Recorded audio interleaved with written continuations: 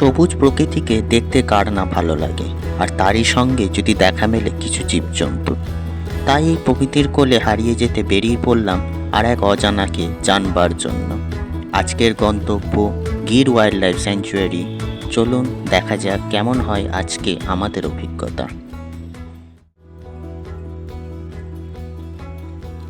আজ 11ই অক্টোবর 2025। আজকে আমরা সোমনাথ থেকে গির অরণ্যে যাব। সোমনাথ থেকে গির অরণ্যের ডিস্টেন্স 60 কিলোমিটার। তো আমরা আগের দিন ট্যাক্সির জন্যে যোগাযোগ করেছিলাম। তা ট্যাক্সি ভাড়া বলেছিল 2500 থেকে 3000 টাকা, যাবে এবং নিয়ে আসবে। তাই ভাবলাম কিভাবে সহজে যাওয়া যায়। পরে জানতে পারলাম আপনার ভিরাবল থেকে একটি ট্রেন ছাড়ে সকাল 9:10-এ। সেটা 1 ঘন্টা 20 মিনিটের মধ্যে সাসাঙ্গীর পৌঁছায়।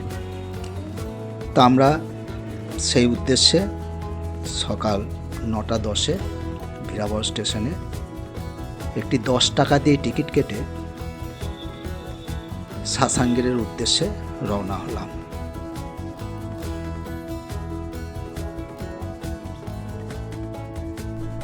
ট্রেনটি আগেকার দিনের মতো ডিজেল ইঞ্জিনে চলে, ইলেকট্রিক লাইন নেই এই লাইনটায়। ট্রেনে ইঞ্জিন লাগানো হচ্ছে, ট্রেন ছাড়বে। আর মজার ব্যাপার হলো ট্রেনটির 3টি কম্পার্টমেন্ট। এই 3টি কম্পার্টমেন্ট নিয়ে এই ট্রেনটা যাতায়াত করে, ডেলি যাতায়াত করে।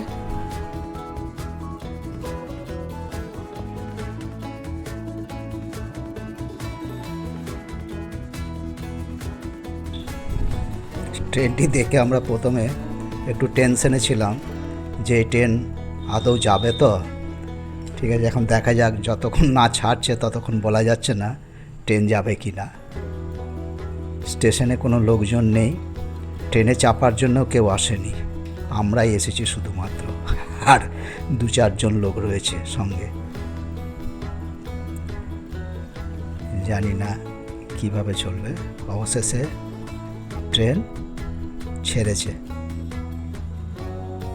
যাক, তাহলে বোঝা যাচ্ছে আমরা সাসাঙ্গীর পৌঁছাবো। তো রাস্তাটি ভারী সুন্দর, দেখুন আপনারা। এটা গির রেঞ্জের মধ্যে দিয়ে যাচ্ছে ট্রেনটা। গির জঙ্গলের মধ্যে দিয়ে গিয়েই সাসাঙ্গীর পৌঁছাবে। যদি আপনার ভাগ্য ভালো থাকে তাহলে হরিণ বা কিছু বিরল প্রজাতির পাখি দেখা যেতে পারে। এই যাত্রাপথের প্রথম স্টেশন আসছে, এই স্টেশনের নাম সাবনি।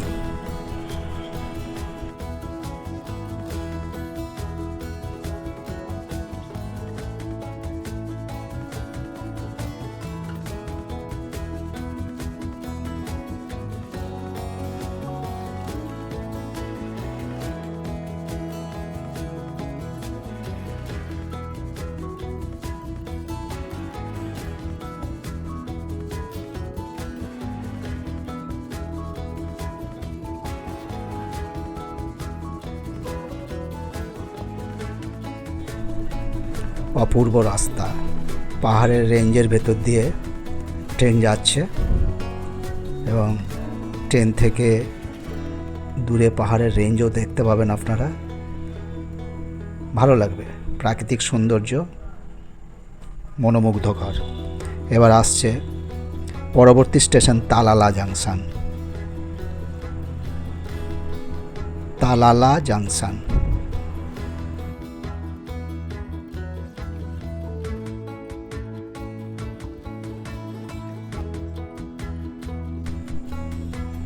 তালালা পার করে আমরা এবার আমাদের ডেস্টিনেশন সাসাঙ্গীর পৌঁছাবো। এখন বাজে সকাল 10:30। আমরা সাসাঙ্গীর ঢুকছি। সাসাঙ্গীর পৌঁছে গেলাম এবং সাসাঙ্গীর স্টেশনটা ভারী সুন্দর, দেখুন সাজানো গোছানো, কিন্তু লোকজন কেউ নেই, দেখলে ভয় লেগে যাবে। যাই হোক, স্টেশন থেকে আমরা আস্তে আস্তে বাইরে বেরিয়ে যাচ্ছি। আমরা রোডে এসে পৌঁছালাম। এখান থেকে স্টেশন থেকে 400 মিটার হেঁটে আমরা গির অরণ্যের সামনে পৌঁছালাম। কিন্তু সেখানে এসে জানতে পারলাম আজ গির অরণ্যের জঙ্গল সাফারি বন্ধ আছে। বলে দুর্ভাগ্য আমাদের, কী করব ভেবে পাচ্ছি না। ঠিক সেই সময় আগে জেনেছিলাম দেবলীনা পার্কে গির অরণ্যের মতনই একটা ব্যবস্থা আছে, সব কিছু দেখা যায় ওখানে, কিছু জন্তু জানোয়ার আছে এবং নিশ্চিত রূপেই দেখা যাবে ওখানে। তাই আমরা একটা 400 টাকা দিয়ে অটো ভাড়া করে দেবলীনা পার্কের উদ্দেশ্যে রওনা হলাম। দেবলীনা পার্ক যাওয়ার রাস্তাও অপূর্ব সুন্দর। দেখুন আমরা যাচ্ছি, একটা অটো ভাড়া করেছি। অটো করে আমরা দেবলীনা পার্কে পৌঁছাবো। ডিস্টেন্স প্রায় সাসাঙ্গীর রেল স্টেশন থেকে 12-13 কিলোমিটার এবং অটো আমাদেরকে নিয়ে যাবে, অটো আমাদের ড্রপ করবে এবং নিয়ে আসবে। চলুন আমরা এখন টিকিট কেটে, জনপ্রতি টিকিট হচ্ছে 150 টাকা, টিকিট কেটে বাসের উদ্দেশ্যে রওনা হচ্ছি। দেখুন এখানে লাইন দিয়ে বাস দাঁড়িয়ে আছে। আপনার টিকিট নাম্বারে বাস নাম্বার লেখা আছে, সেই বাসে নির্দিষ্ট সিটে চেপে যান। আমরা আমাদের বাসে আমাদের সিট নাম্বার যেটা আছে সেই সিট নাম্বার থেকে বসে যাচ্ছি। এই বাস আমাদেরকে দেবলীনা পার্কের মধ্যে নিয়ে যাবে।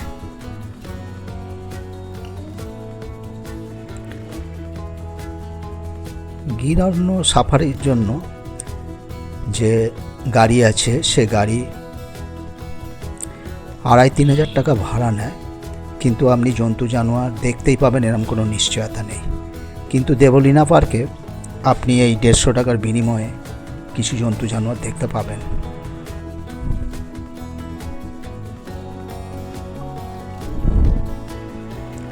যাক, আমরা অবশেষে অরণ্যের ভেতর প্রবেশ করছি।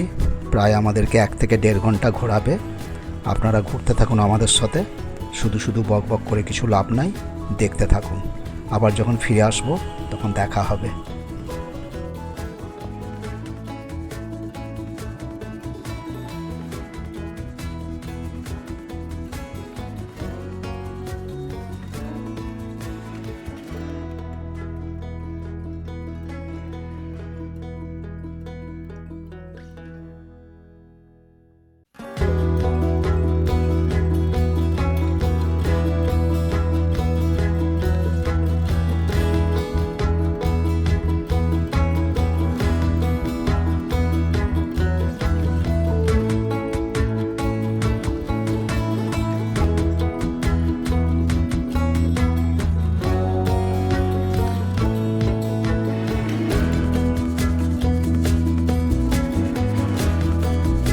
গির জঙ্গল সাফারির পুরো রাস্তাটা আপনাদের মধ্যে সেই আফ্রিকার সাভানার মতো সেই মুহূর্তটা তৈরি করবে।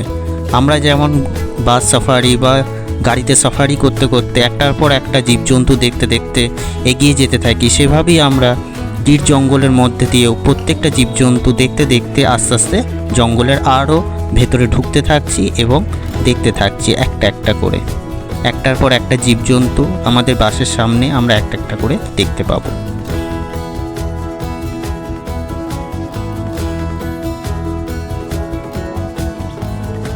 এখানে কিছু ছোট ছোট জলাশয় করা আছে পশু পাখিদের জল খাওয়ার জন্য বা তাদের যাবতীয় তৃষ্ণা মেটানোর জন্য।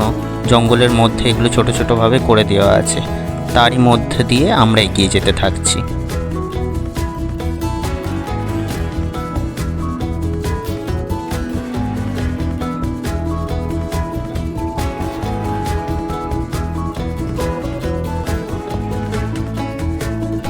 বাসটা হঠাৎ দাঁড়িয়ে গেল।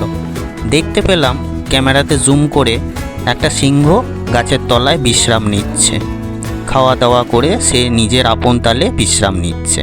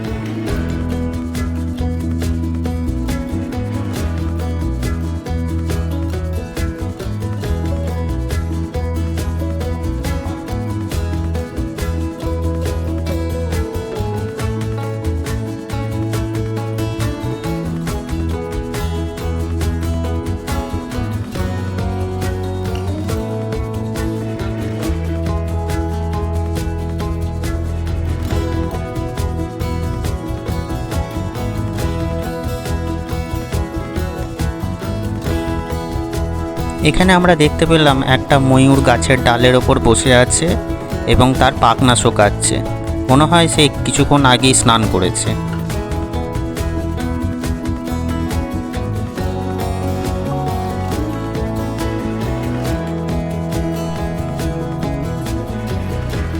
একটু কিছু দূর বাসটা এগোতেই আমরা দেখতে পেলাম কিছু নীলগাই একটার পর একটা তাদের চারণভূমির দিকে এগিয়ে যাচ্ছে এবং দেখা যাচ্ছে পিঠের ওপর একটা বকও বসে আছে।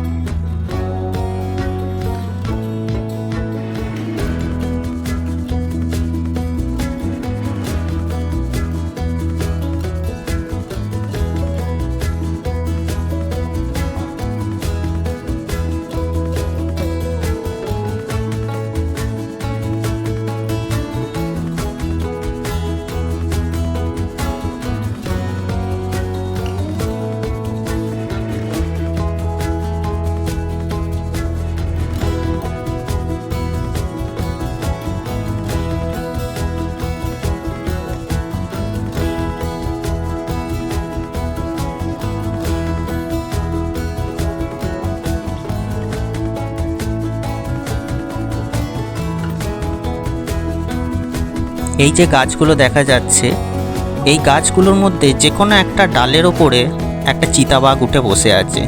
সেটা ক্যামেরায় হয়তো অতটা জুম করে দেখানো সম্ভব হয়নি, কিন্তু নিচে দেখা যাচ্ছে চিতাবাঘটা বসে আছে।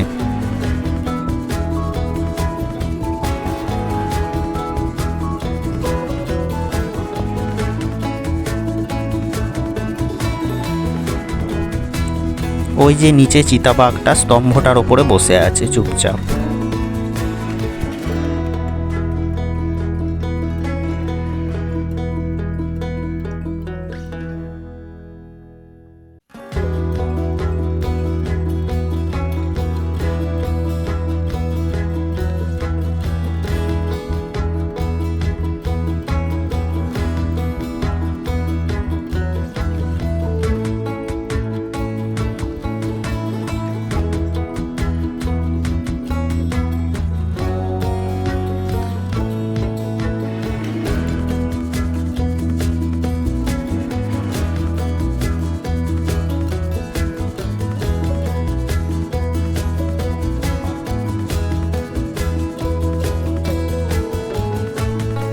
আমরা জানি ভারতবর্ষের মধ্যে লেপার্ড আস্তে আস্তে এন্ডেঞ্জার স্পিসিসে পরিণত হচ্ছে, কিন্তু তাদের সংরক্ষণ করার জন্য গির ওয়াইল্ড লাইফ স্যাংচুয়ারিতে অনেকগুলো লেপার্ডকে সংরক্ষণ করা হয়েছে। তার মধ্যে আমরা এখানে কিছুকে আমরা দেখতে পাচ্ছি। এখানে তারা অবাধে ঘুরে বেড়াচ্ছে নিচেতে, তাদের বাসস্থান এটা তাদের নিজস্ব।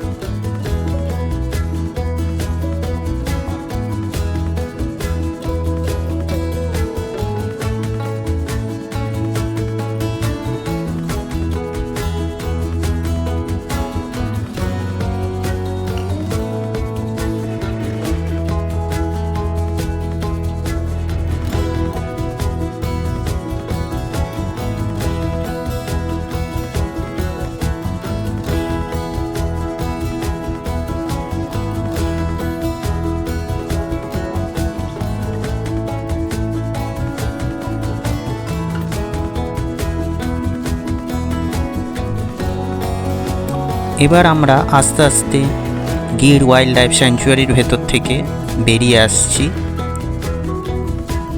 এটা আমাদের এক্সিট গেট, এখান দিয়ে আমাদের বাসটি বেরিয়ে এলো।